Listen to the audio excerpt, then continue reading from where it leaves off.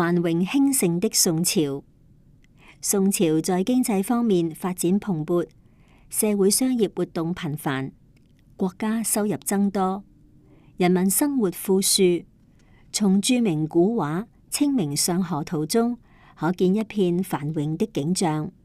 宋朝的時候，國家通過考試選出有才能的人，幫助治理國家，書院數目增多，讓更多人能夠接受教育，造紙術和印刷術的改良，促進了知識的傳播。因此，宋朝的文化發展十分興盛。領土遼闊的元朝，蒙古族擅長騎馬和射箭，領袖鐵木真帶領軍隊征服了不少國家，建立了大蒙古國，領土橫跨亞洲和歐洲。後來他的孫兒忽必烈建立了元朝，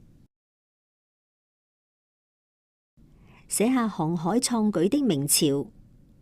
鄭和是明朝的航海家，曾7次率領船隊下西洋，足跡遍及東南亞以至非洲東部一帶。